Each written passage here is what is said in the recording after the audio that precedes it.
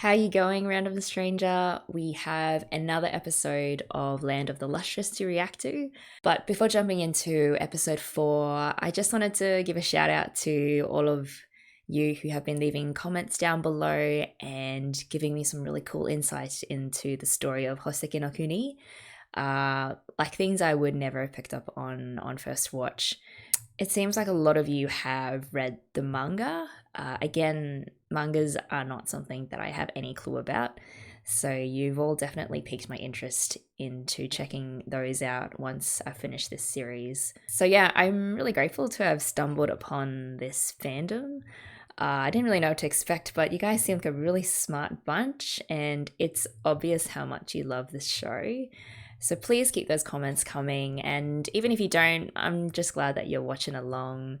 I'm personally learning a lot, and as I said right from the start of doing this, even if just one person shared their passion for a show with me, I'd be happy. So thank you all for that. What am I looking forward to this episode? I'd like to see what the fallout is from Foss having been swallowed up by the Lunarian snail and completely disintegrated. This is obviously a new weapon of some kind that's been developed and deployed. And I just wonder if it's going to stir up some anxiety, if Sensei has any answers. Is Foss going to be traumatized after such a horrible experience? And yeah, I have a feeling we're not done with the slug because Foss is the only one who can communicate with it. So I'll guess we'll see where that goes. I'm also really appreciating that constant theme that keeps popping up, particularly when it comes to Foss, Cinnabar, and Dyer. The idea that what they are or were born as isn't good enough for this society, or they're not as good as the others. The other gems all seem to know their place, but the 3 gems that we've sort of been spending the most time with and honestly are rooting for are the ones that are really struggling with their self-identity. And like, who hasn't, right? It's such a relatable theme, and I'm looking forward to seeing how they grow in their self-discovery. Okay, let's do this, guys. In 3, 2, 1, go.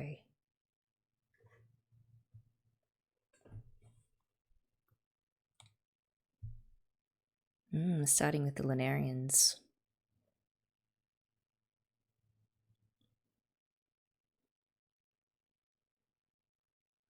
Wait, does he commune with the Lunarians when he's meditating?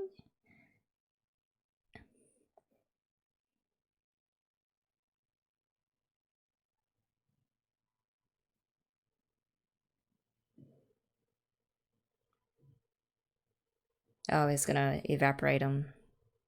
Yeah, so that's what he did in episode 1.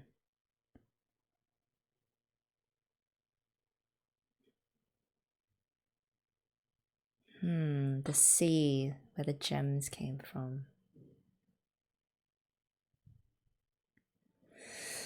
Ooh, are we gonna find out more about what Sensei is all about this episode? I don't know, I'm still not quite sure about where I stand with him. He seems to be like holding back a lot and keeping a lot from the gems. It seems like they really respect him, but at the same time they don't really know everything that there is to know, and he's the one that sort of holds the keys to knowledge. So I might be wrong, but we'll see. Oh, I just realized it's like their limbs flying across the screen, which fits because they are always smashing into pieces. I think I'm getting used to that now. Like, just more used to limbs dropping off at the most random times.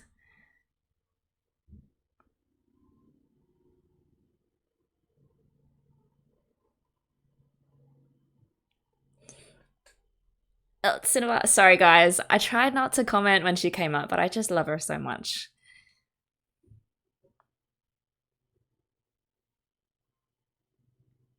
But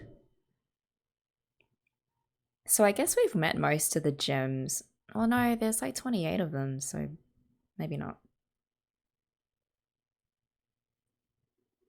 Soul, flesh, bone.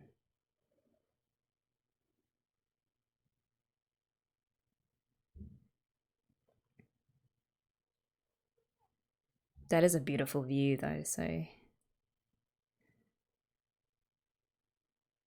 that's like meditating. Well, maybe he's not as spiritual as he seems.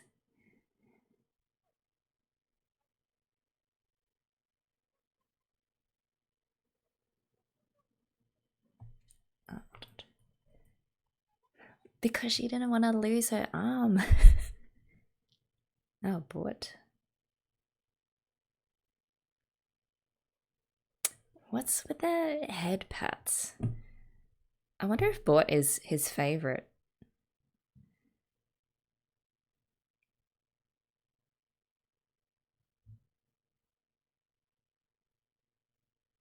Bort is so soft with him. Why can't they be like that with Daya?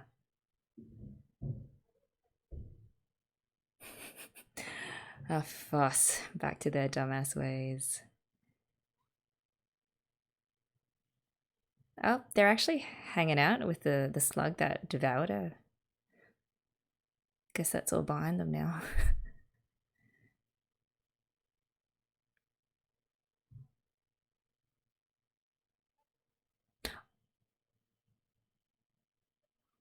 Oh, all right. We get an insight into the slug's mind now.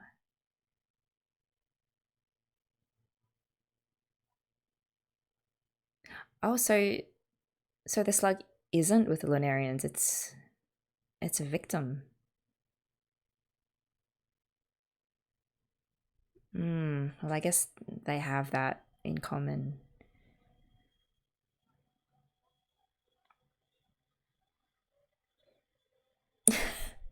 That is true, but yeah. Not that they had a high view of them in the first place anyway.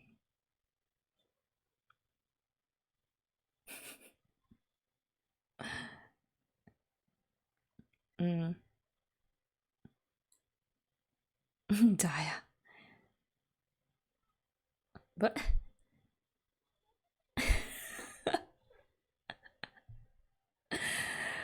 wow, this slug is lecherous. Oh my gosh. They're like, don't touch my cinnabar. Mm-hmm. Look, this slug knows where it's at.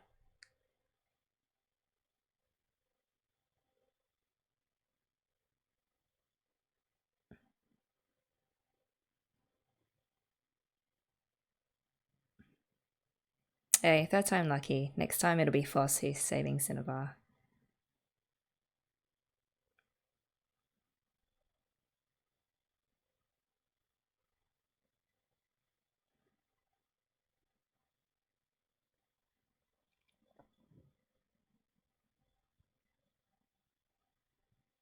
And thank you to the person who explained sort of their hardness and toughness and how all of that works. Because I realized that Cinnabar is the only one that Foss can break, which I think is really there's something there. It's very poetic. Retail.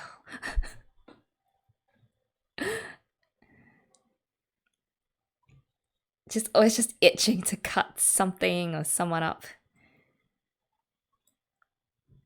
Are you really a doctor though, Retail? Are you?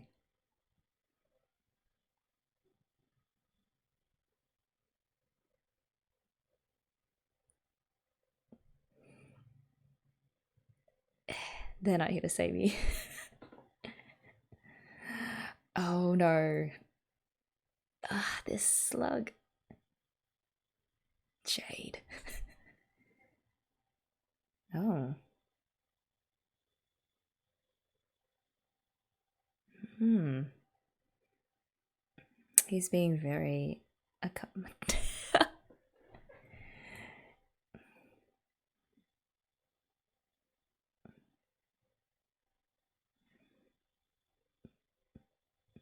The wonders of mistranslation.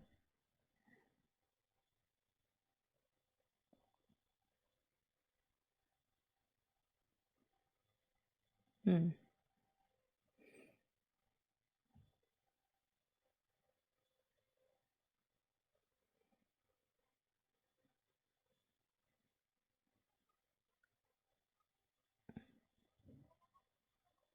Maybe it's not pointless. Like he knows something.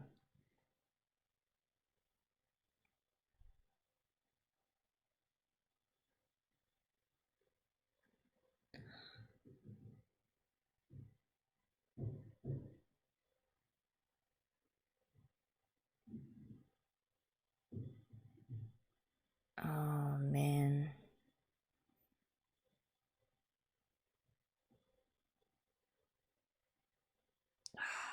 There is such a softy on the inside.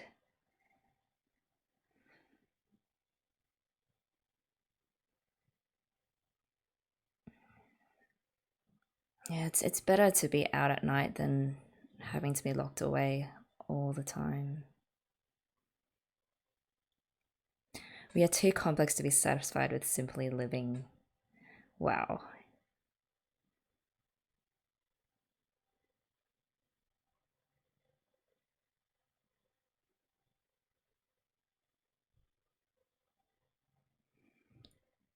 Whoa, that was deep. I've got to think about it.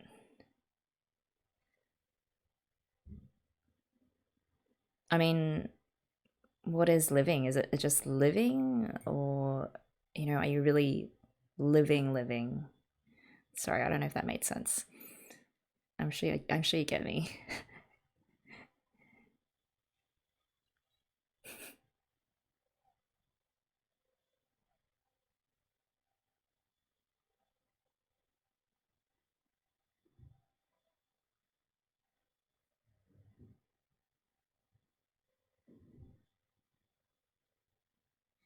So they're from the sea.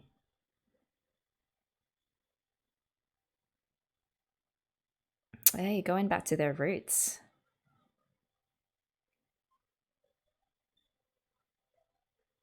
Ventured.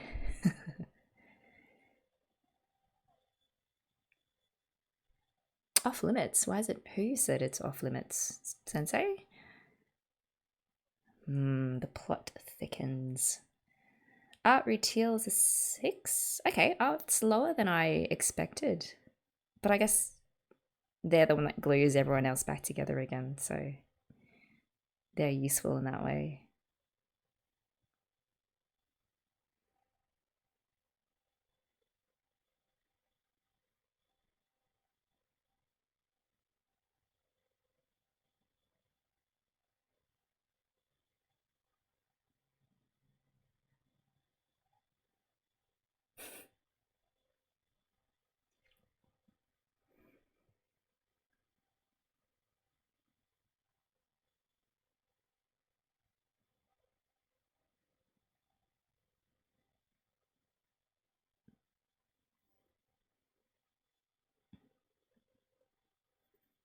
Okay, so I guess they don't have technology, just something random, because they're still using sheafs of paper.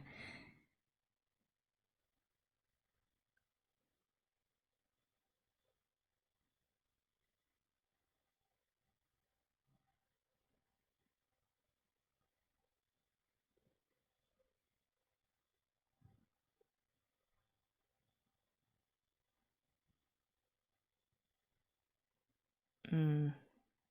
When you have blood running through your veins, you tend to be more acutely aware of the fragility of your life.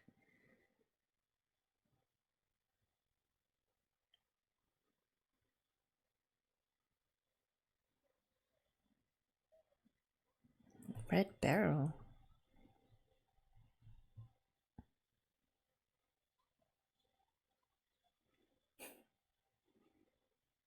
Oh, Foss. So what? Foss is just like gone into everyone's whatever it is that they're looking for, the resin.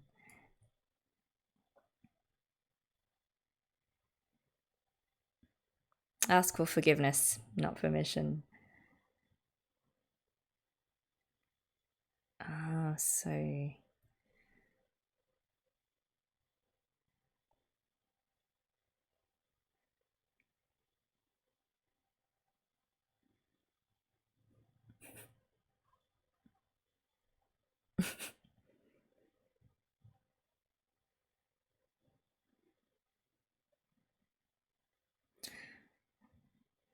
seems like he's protecting them from the sea, but is that because he doesn't want them to find out some long lost secret about their past?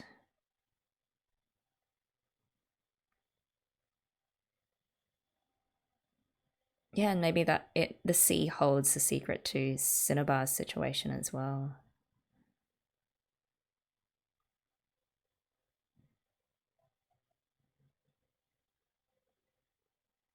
Food or whatever.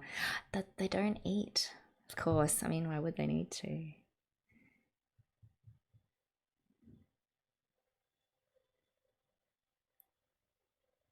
And they're king as well.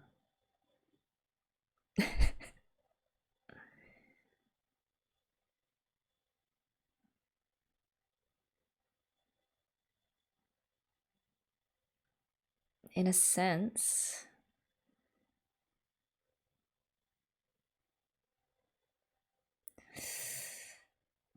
Oh, guys, this episode is going real deep.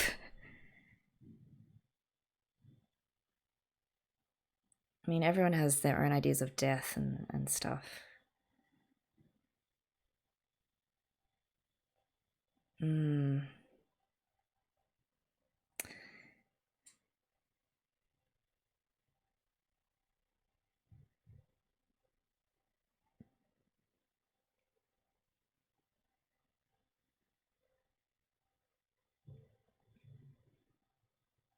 Yeah, that just adds something, another layer to it, because they're immortal and they don't really know what death is. How can they make sure or ensure that they're actually living life as it should be lived? Because death kind of casts this whole new meaning to life, because you know that you've only got a limited amount of it.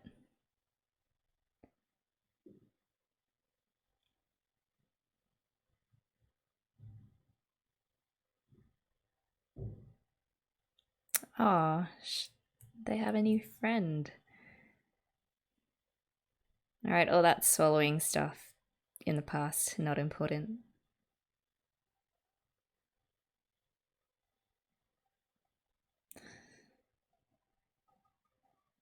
Oh, but they're putting themselves out there. Like, they're risking it to sort of know the meaning of life or death, because they just don't know.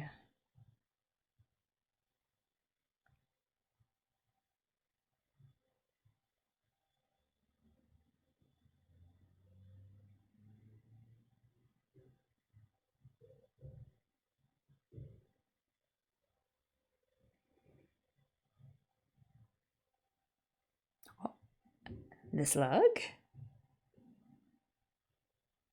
Oh, wow. Flesh.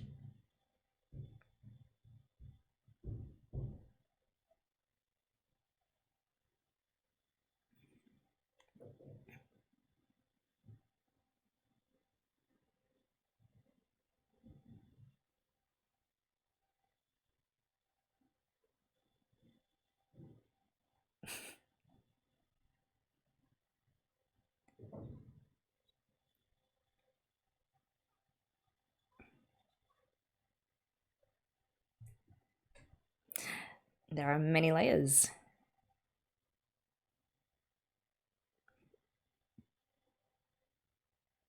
Okay, so I wonder where they come from. The slug. You're magically.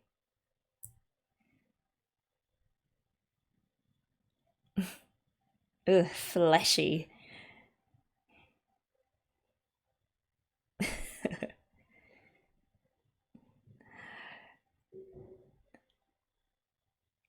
Well, it does explain why they were so like excited about the other gems, going on about how cute they all were.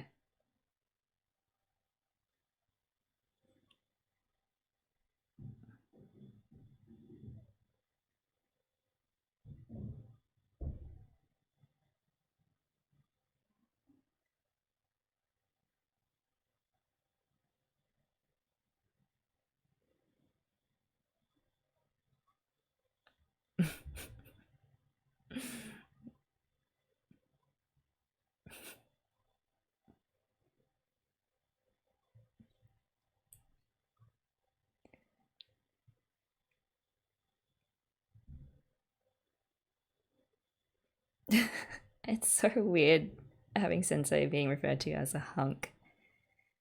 Oh.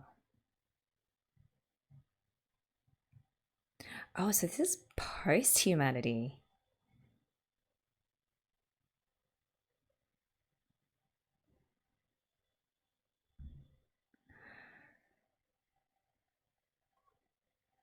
Wait, so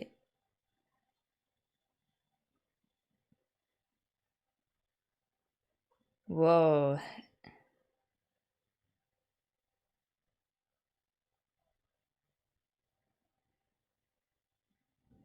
Sorry guys, I know I'm not talking much. This is just a lot.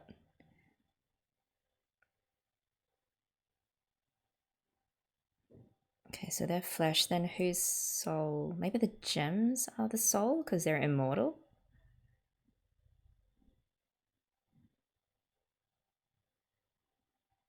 Oh no, they're the bones.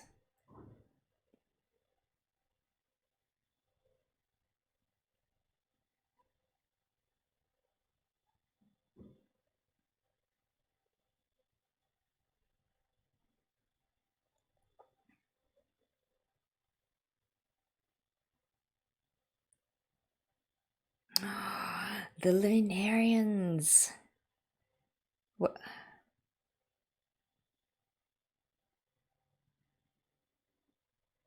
Whoa.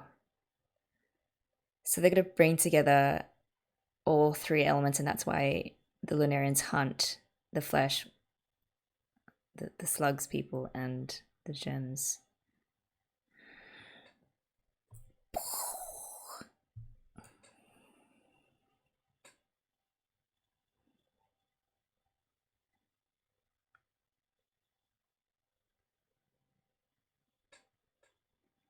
So this is really a matter of survival.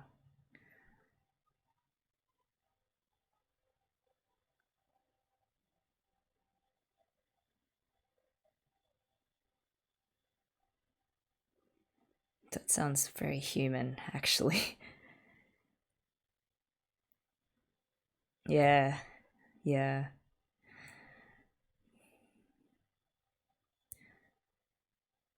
So the Lunarians are essentially like the worst of humanity condensed without the body and without the bones.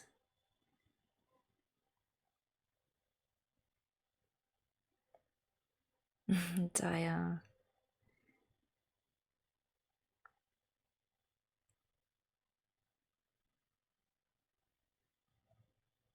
Her kindness is unlimited, just limitless. Where are they going? I know they're going back to the Slug's homeland.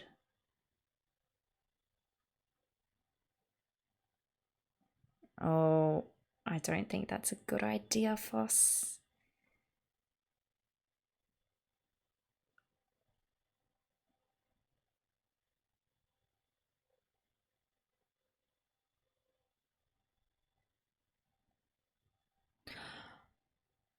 Oh, shit. Ah, oh, not again. Betrayal. Ah, damn it. It was a setup. Well, they did drop the shell off. They've held her brother and as a hostage. Whoa, guys. All right, let me just gather my thoughts. Okay. Whoa, my mind is buzzing right now.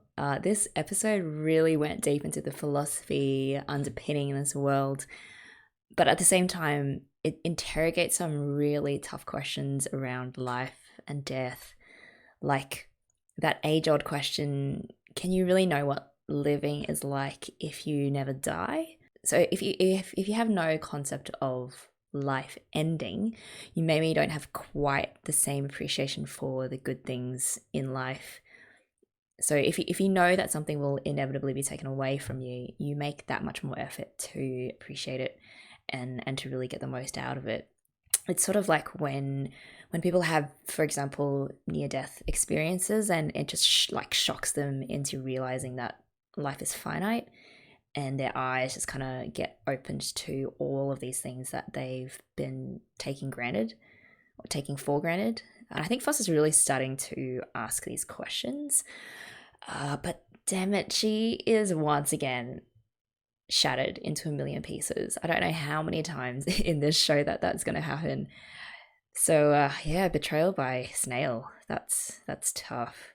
We also got some insights into Sensei and his relationship with all the gems. They all seem to have a really unwavering trust in his judgment and in his knowledge of the world.